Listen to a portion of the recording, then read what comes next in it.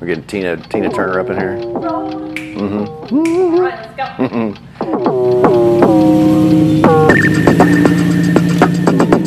Number one goal when I built the Jeepster was to build a rig that could do a little bit of everything. It wasn't just designed to do a rock crawler. It wasn't designed to be a street Jeep. It was kind of a little bit of everything. We go camping in it. So, you know, the steering and everything had to be street worthy. Wanted it to be able to conquer the hardest trails out there within reason. Obviously, we're not going to take it on rear steer buggy trails, but you know, to go out and have a good time and not to have to worry about clogging up something or breaking down.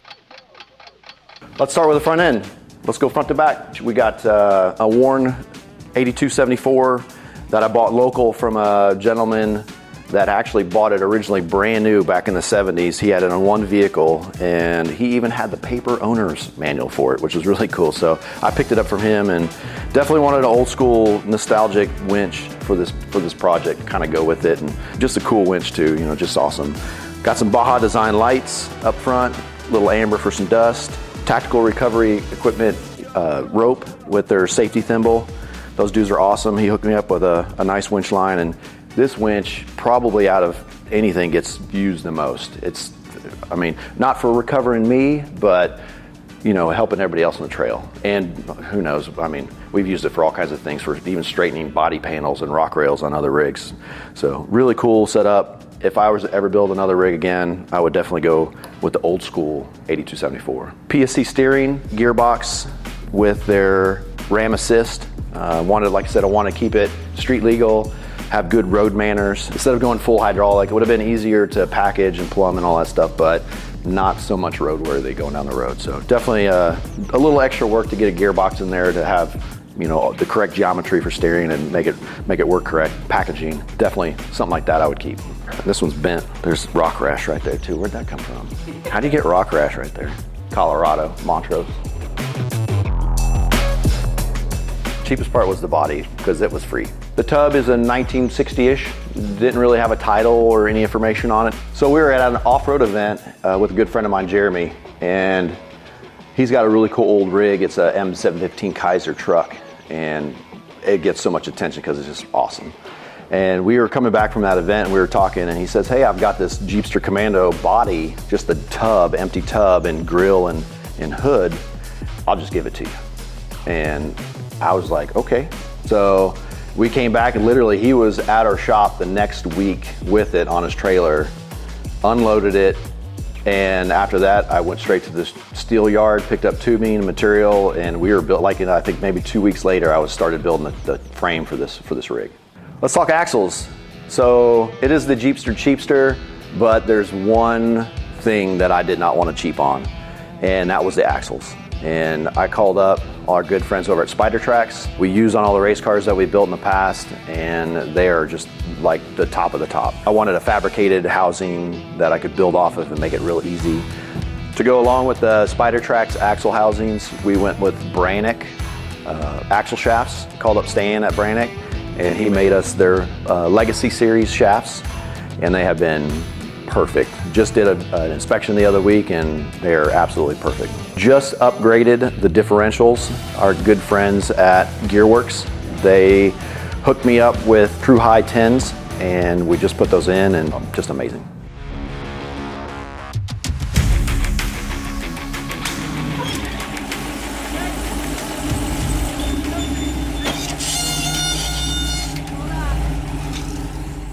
Let's talk engines. To go with the Cheapster thing, I bought this engine for $200. That's right, 200 bucks. It was in a shoebox, and I did have to put it back together, but it was on the Cheapster side. This is a Gen 4 6.2 aluminum block LS-based engine. The heads are LS3 that I got. It came off of a race car that was waterlogged, and that was a freebie. Pretty much everything else was freebie too. The intake, all the peripherals, all that good stuff was kind of donated from loose parts around the shop. So pretty much I've got like $200 in this motor. Transmission, running a 6L80 transmission.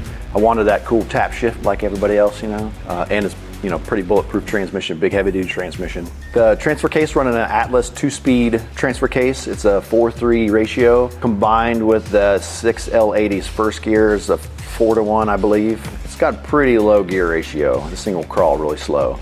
Nice having the tap shift, go through low range gears pretty easy and make it hold.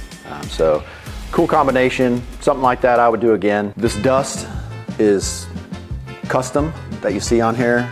I don't ever wash it because it's like a protective layer, keeps the rust down, stuff like that. There's some crossbar ranch from the recent Ultra 4 race that's still on here. That's the brown.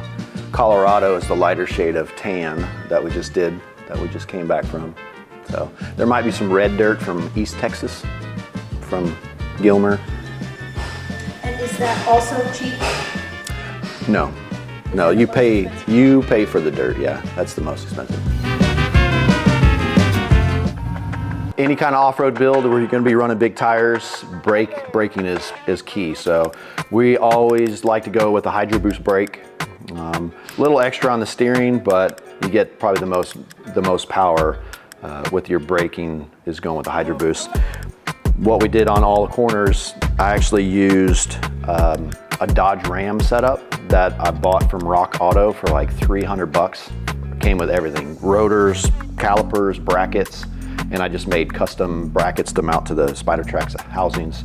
And so it's like super dirt cheap brake package on this thing. No fancy racing parts. Cooling system on this, with just a eBay radiator. I think it's like a Northern radiator, super cheap. Some fans we had laying around the shop, built a package for it, got it all mounted up. So big radiator, works great.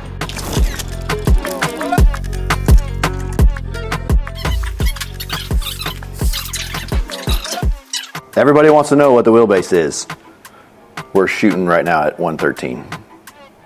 Got it. Fun thing I added to this was an overflow catch bottle, not a can.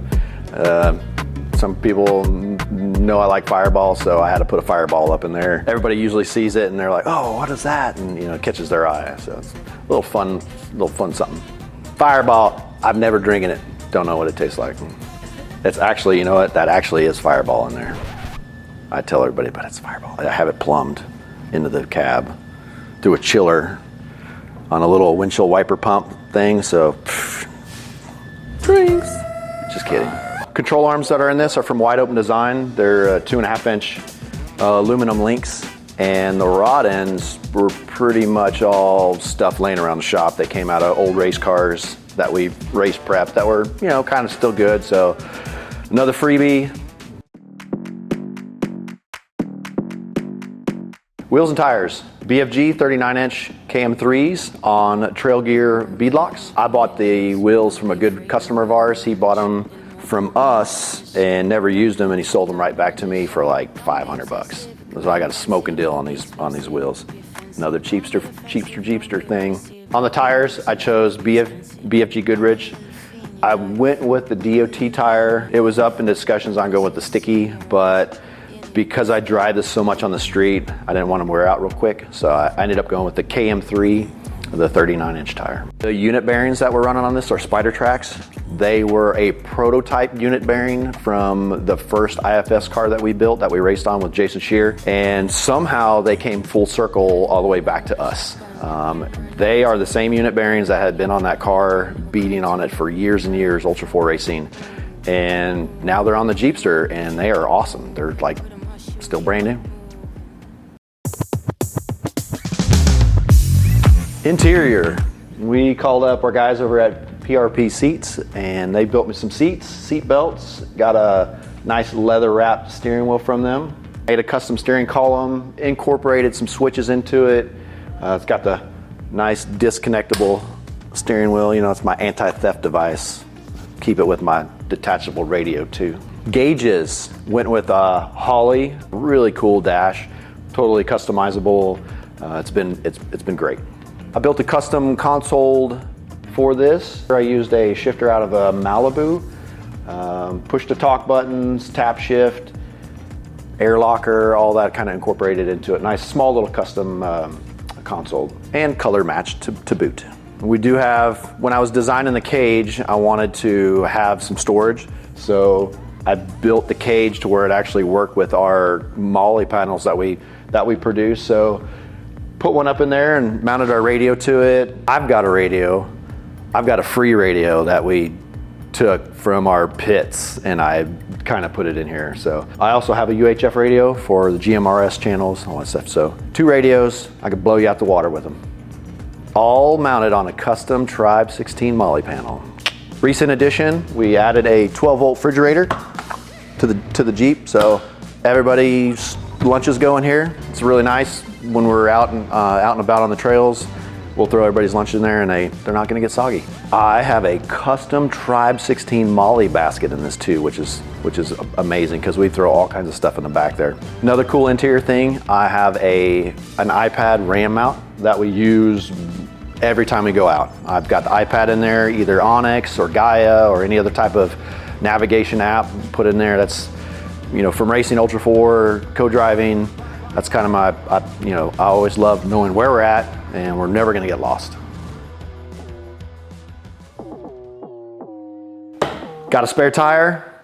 Like I said, we drive this long distances and not just the short little trails where you can leave your spare on the trailer. So always run with spare. And I wanted to kind of package flat to where we can see out the back. It's a little lower profile, but you can get to it super easy. Built a 32-gallon fuel cell.